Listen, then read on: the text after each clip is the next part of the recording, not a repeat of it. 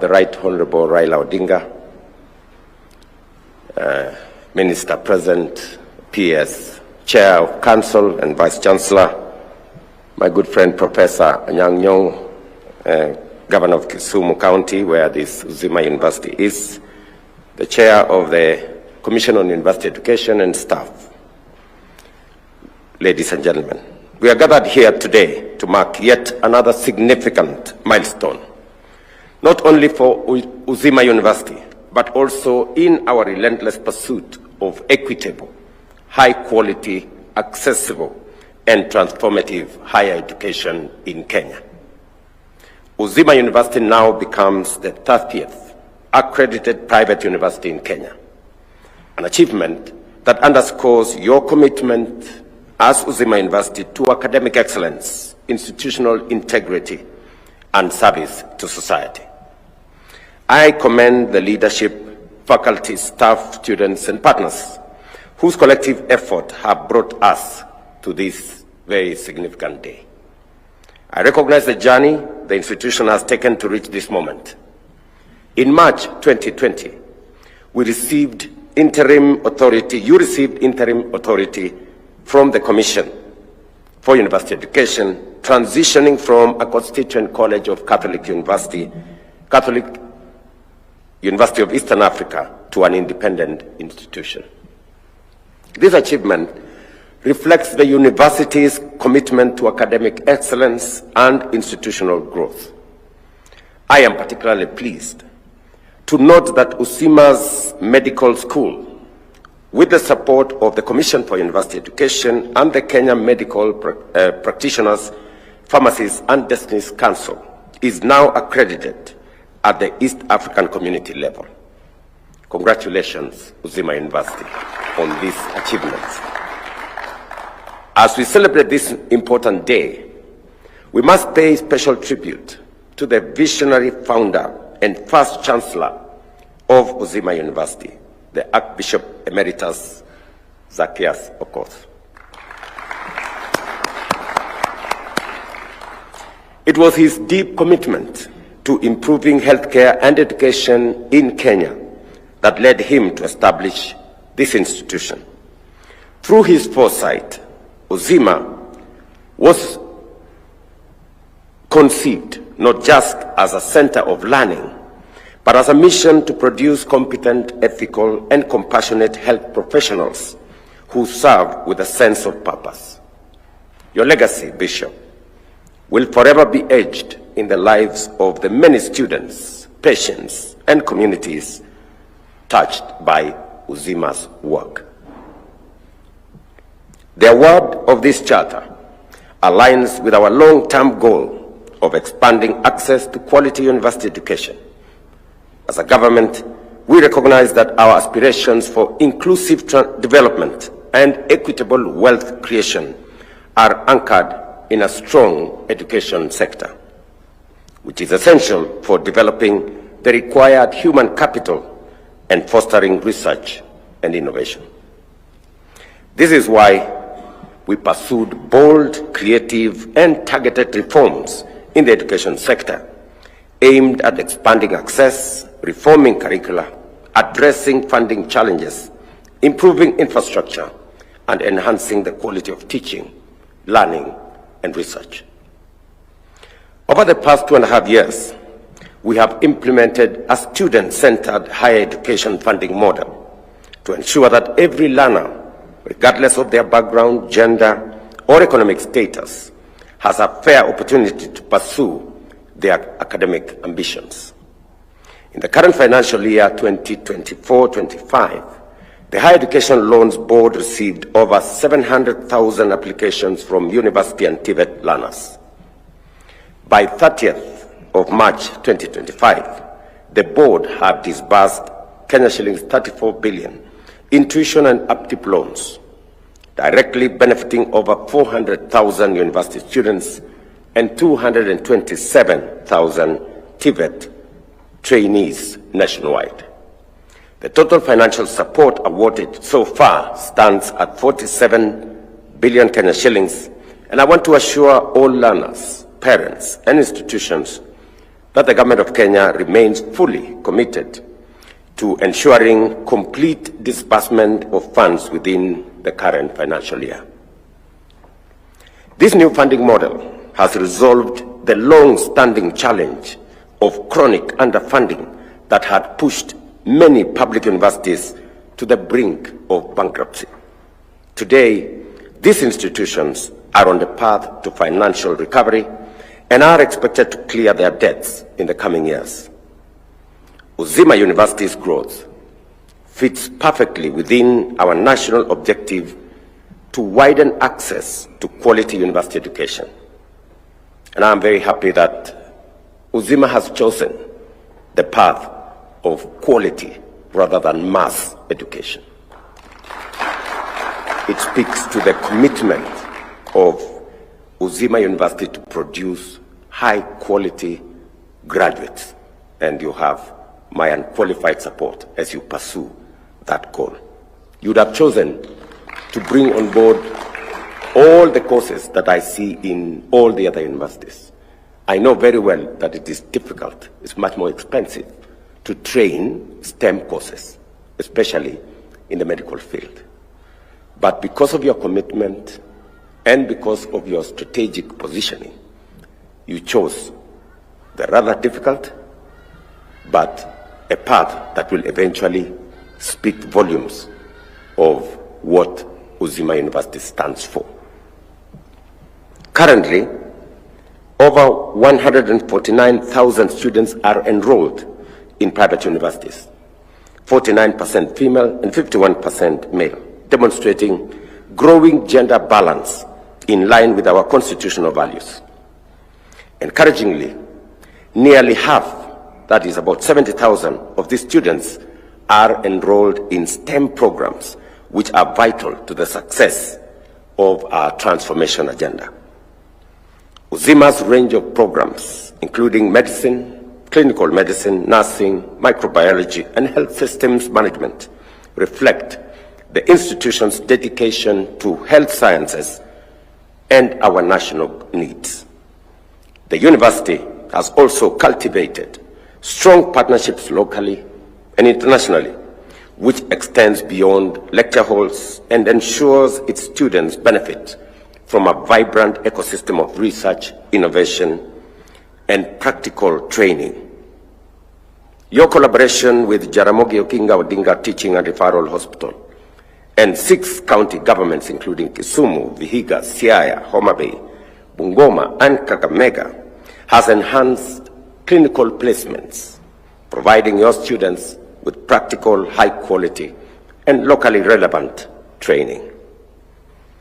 I must comment that because of in recognition, actually, of the commitment of the founder, Zacchaeus Okoth, Archbishop Emeritus, and because of the demonstrated commitment of Uzima University to training healthcare personnel, and as we pursue universal health coverage, the requirement of highly trained quality personnel is necessary, and therefore the government of Kenya is going to provide a grant of Kenya shillings 100 million to Uzima University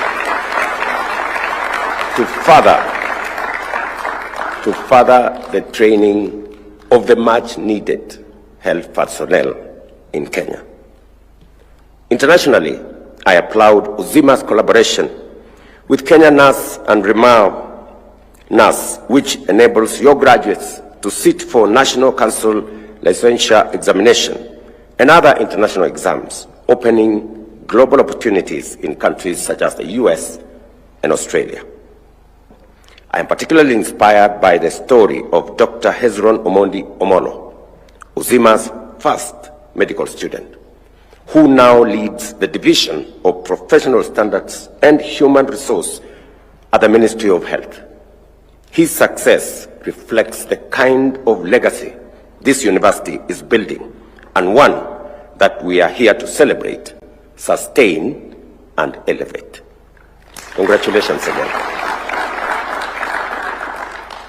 I challenge Uzima University to continue living the philosophy behind its name, Uzima meaning fullness of life. Let this institution continue nurturing healthcare professionals who serve with both competence and conscience, especially in undeserved communities. Allow me, before I conclude my remarks, that the path chosen by Uzima University to create a niche and not just to train mass training of different courses, merely in pursuit of courses that many people can afford and pay for, but rather you have chosen the path of medical field, more difficult to train, more expensive to train, but the outcomes have life-changing experience in society. And I think you're answering the question that the Right Honorable Prime Minister said. He asked a question. We have countries that we were at par several years ago at independence. But today, the gap between us and them is huge. And he has asked us, what right decisions did they make that we did not? Among them, I must say, is the kind of decisions that Uzima has made. And I can give you a few more examples. I remember in a meeting here, I informed colleagues that we made a decision to free Kenya Power from the hold of government. We decided to have 4 of the 8 directors that ordinarily were appointed by government to be appointed by the private sector, because we wanted to bring on board private sector expertise and knowledge and information. And the difference it has made in Kenya Power is immense. I remember last year, Kenya Power came from a loss-making parastatal to a profit-making organization of 30 billion Kenya shillings.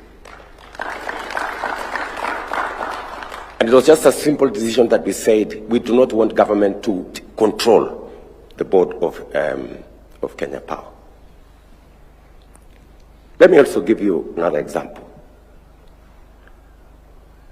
We have been in conversation as a country for years, and we've been asking ourselves, what did, added on to Korea, what did Singapore do differently from what we have done in Kenya?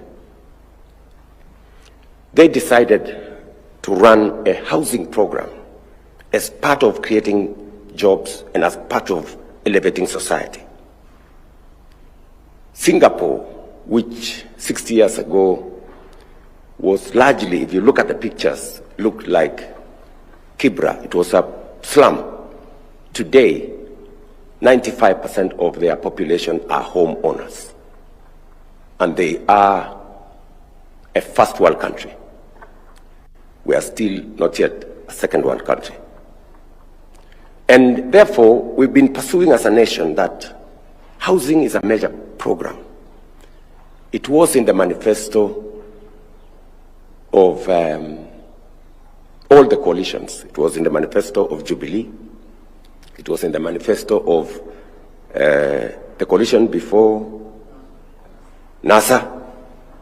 It was in the manifesto of Kenya Kwanza. It was in the manifesto of Azimio. But when it came to implementation, we were not ready to make the difficult choice that we all knew was going to change our country. It took us a lot of political capital. I want to thank the former Prime Minister for standing steady and saying this was a program that was in all manifestos. Today, we see the transformation that is going on in Kenya because of our housing fund facilitation. Housing is developing everywhere in Kenya. Markets are developing everywhere in Kenya. In fact, we have 150,000 houses being built. We have 260 markets being built. We have 130,000 accommodation places of hostels in our universities. And next week, by God's grace, we will be handing over the first cohort of keys to people who have been living in squalor in Mukuru, now occupying houses on the 10th, 11th floor, 9th floor. That is the kind of decisions that we must make as a country, which were made by those other countries, and that is why they are where they are and we are where we are. So I think the former Prime Minister is challenging us to think deeply. Korea made the decisions that changed their destiny. Singapore made the decisions that changed their destiny. If we are to change our destiny, we have to make decisions that will change the course and destiny of our nation. They may not be popular, they may not be simple, but these are the right decisions. It is up to us either to make politically correct, simple, convenient decisions, or make the right decisions that will change the destiny of our country.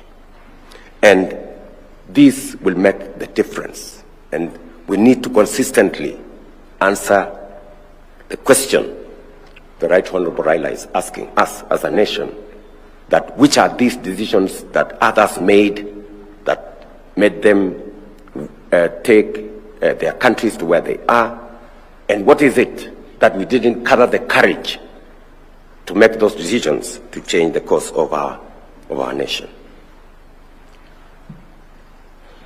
Finally, because we are talking matters education, we've had also to make a decision on the funding model. We've been trying as a nation to make a decision that would help our universities not to crumple under huge debts. Again, we've had to make those decisions, and today we can see, I was with the Right Honorable in Cooperative University last week, and the Vice Chancellor was telling us that the new funding model has made it possible for them to make sure that they pay their staff, their lecturers, their taxes, and their suppliers. It was in broad daylight that the Vice Chancellor of that university was saying that. But again, it's been a difficult decision. You know, we've been to court back and forth in many areas. But again, these are the kind of decisions that together, working as a nation, we need to make for us to take the country forward. Finally, let me also say this, that we decided as a country that we need, instead of pushing subsidies around consumption, we need to instead push production, support production. And as a result, because today the signs are all out, we have better production of tea, we have better production of coffee, we have better production of maize, and significantly, because of access to fertilizer, we have actually better production of sugar. For the first time in a long while, we moved our production of sugarcane from 494,000 metric tons. These are the statistics with Kenya Sugar Board. 494,000 metric tons, which has been almost a stagnant figure around there. We now moved it to, last year, we've moved it to 815,000 metric tons. A significant jump. And now we have 4 new factories that have been licensed. It is my estimation that in the next 2 to 3 years, Kenya will be a net exporter of sugar if we get our sugar sector right. And it will take our collective effort to make it happen. Allow me, ladies and gentlemen, to say to the leadership and faculty, staff, and students and partners of Uzima University, congratulations. May you continue to serve with courage, compassion, and curiosity, and shine as a beacon of excellence in health science, not just in Kenya, but in Africa and beyond. Congratulations again, my very best wishes. And I would have really wanted to preside over this ceremony in the campus. But because I got a request that Archbishop Emeritus wanted it to be done soon, and I was planning to be in your part of the world towards the end of this month, but I know I will find another occasion to come to the campus. Thank you very much, and God bless you. May I request that we all be upstanding as we will now wind up with the national anthem. When we're ready, the national anthem.